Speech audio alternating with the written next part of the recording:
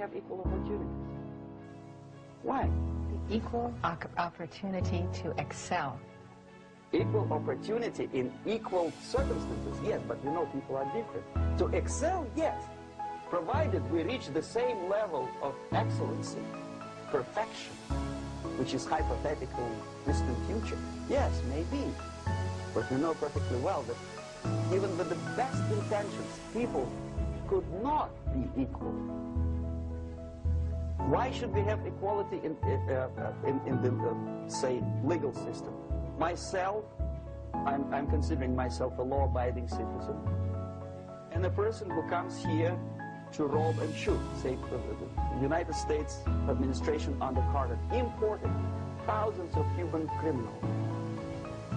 They were non-criminals, yet they were accepted. Do you think it's fair if myself and my wife from Philippines who work like excuse me, horse, as a lab technician in a hospital, should have the same rights as a criminal from Cuba? Why? And yet we repeat as parents, equality, equality, equality. And the Soviet propaganda system helps us to believe that equality is something which is desirable.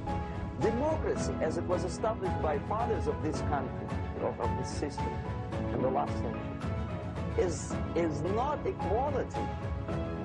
It's the system where different people, unequal people, have a chance to survive and help each other in constant competition, in constant perfection, not in equality which is superimposed from a godfather or a nice person in Washington, D.C. And the absolute equality exists in Soviet Union, quote-unquote equality. Everybody is equal in dirt, except some people are more equal than the others in Politburo. So, the moment you bring a country to the point of almost total demoralization, when nothing works anymore, when you are not sure whether it is right or wrong, good and bad, but there's no division between evil and good, when even the leaders of church sometimes say, well, violence for the sake of justice, especially social justice, is justified in countries like Nicaragua, El Salvador, well, maybe Rhodesia, and we listen to them and say, yeah, probably it's true. Is it true? No, it is not true. Violence is not justified, especially for the sake of quote-unquote social justice introduced by Marxist-Leninists. That is my former colleagues from Novosti Press Agency. Okay, so we reached that point. The next step is destabilization.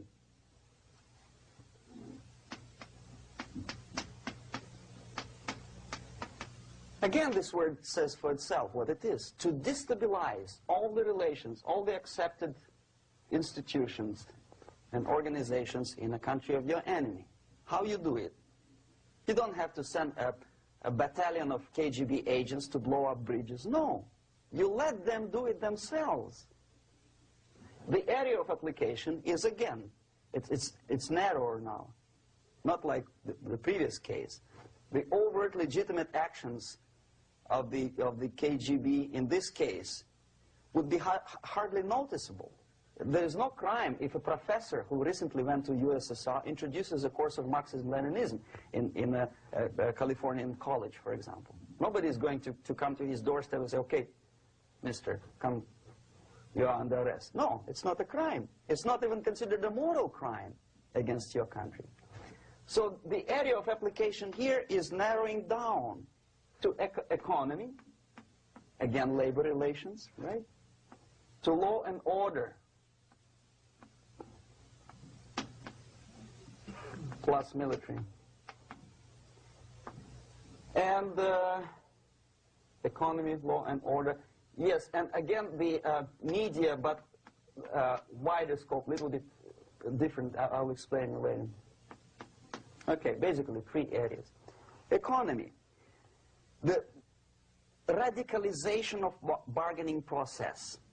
If on that stage we still could achieve, theoretically, some positive compromise between the negotiating sides with say, arbitrary, introduction of arbitrary judges, third side, objectively judging the demands of both sides. Here it's radicalization.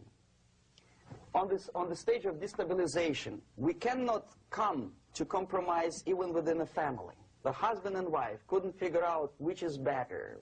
Husband wants his kids to eat at the table, and wife wants a child to roam around the room and drop food all over the floor. They cannot come to compromise unless they start a fight.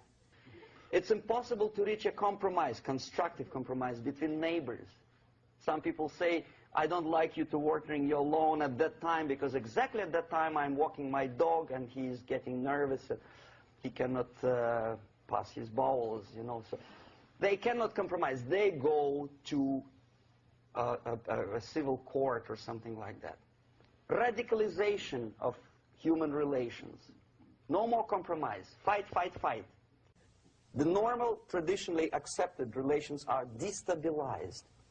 The relations between teachers and students in schools and colleges. Fight. The relations in economical sphere between laborers and employers are further radicalized. No more acceptance of the legitimacy of demands of workers. Unlike Japanese, with the theory Z, if you ever heard about it, where the workers are involved in decision-making process, therefore they don't have moral incentive to fight their bosses. In the United States, it's just the opposite. The harder is the fight, the better.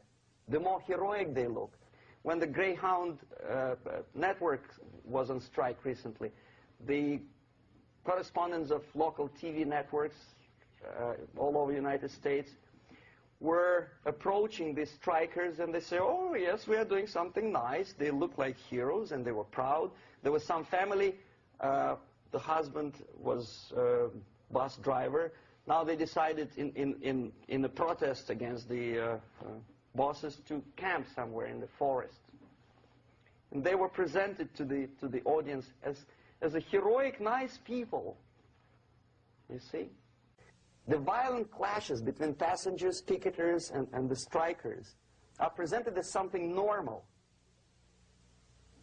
10, 15, 20 years ago, we would be angry, say, why so much hatred? Today we are not. We say, well, it's commonplace. Radicalization, militarization sometimes. As I explained on that stage, I took a step a little bit further. Shooting people. Okay, law and order now also is pushed into the area where previously people settled their differences peacefully and legitimately. Now we are getting with this court cases in the smallest irrelevant cases. We cannot solve our problems anymore. The society at large becomes more and more antagonistic between individuals, between groups of individuals, and the society at large. The media puts himself in the opposition to the society in general, at large. Separate, alienated. Okay?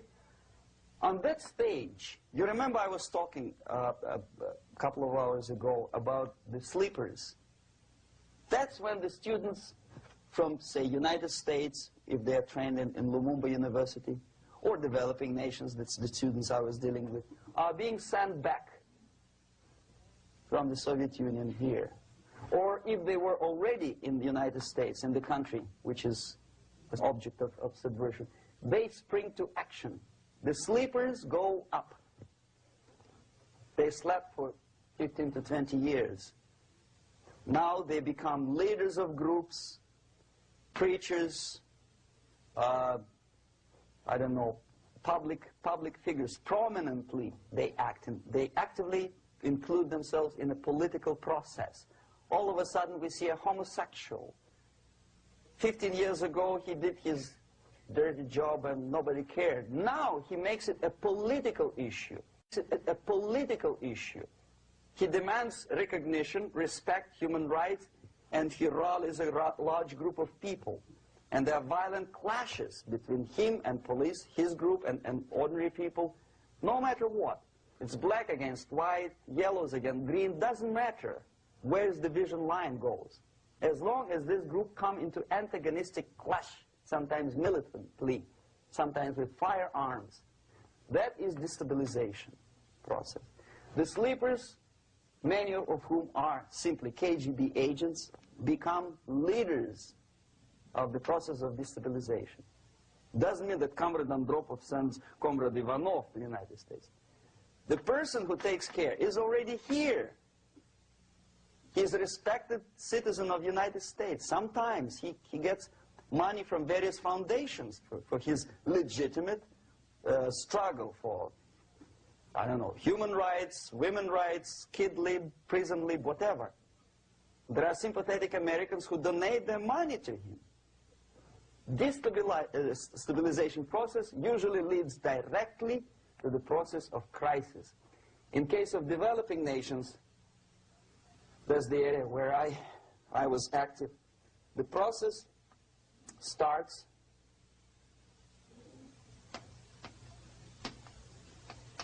when the legitimate bodies of power, the social structure collapse, it cannot function anymore.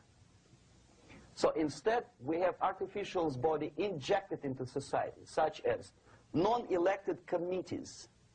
You remember I was talking about them here.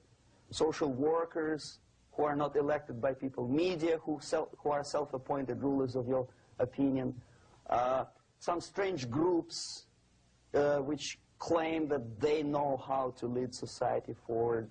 They don't usually. All they care is how to collect donations and sell their own concocted ideology, mixture of religion and ideology. Here, we have all this artificial body claiming power. If the power is denied to them, they take it by force. In case of Iran, for example, all of a sudden we have revolutionary committees. What kind of revolution? There was no revolution yet, and yet they had the committees. They were taking power of judgment. They had the power of execution, they had the power of legislation, and that they had the power of judicial. All of them combined in one person, who is half-baked intellectual, sometimes graduated from Harvard University or Berkeley. He comes back to his country and he thinks that he knows the answer to all the social, economical problems. Okay? Crisis is when society cannot function any more productively. It collapses, obviously. That's the word for crisis. So therefore, the population at large is looking for a savior. The religious groups are expecting a Messiah to come. The workers say, we have family to feed. Let's have a strong government, maybe socialist government, centralized. When somebody put the employers on their place and let us work. We are sick and tired of going to strike and missing overtime and all that stuff. We need some strong man, strong government, a leader, a savior is needed. Population is sick and tired already. And here we are. We have a savior. Either a foreign nation comes in, or the local group of leftists, Marxists, no matter what they call themselves, Sandinista, a reverend or some sort, Bishop Muzureva, like in Zimbabwe, doesn't matter. A savior comes and says, I will lead you. So we have two alternatives here. Civil war and invasion. Okay? See how it goes? Civil war, we know what it is. Lebanon is the best example. The civil war, which was artificially implanted in Lebanon by injection of force of PLO, Palestinian Liberation Organization. Invasion we have in many other countries like Afghanistan, name any East European country, it was invaded by the Soviet army. But the result is the same. The next stage is normalization. Normalization is a very ironic word, of course. It is borrowed from 1968 situation in Czechoslovakia, when the Soviet propaganda and after them New York Times declared the country is normalized. The tanks moved into Prague, so there is no more Prague Spring, there is no more violence, normalization. At that stage, the self-appointed rulers of the society don't need any revolution anymore. They don't need any radicalism. So this is the reverse from destabilization. Basically, it is stabilizing the country by force. So all the sleepers and activists and social workers and liberals and homosexuals and professors and Marxists and Leninists are being eliminated physically sometimes. They've done their job. Okay? They are not needed anymore.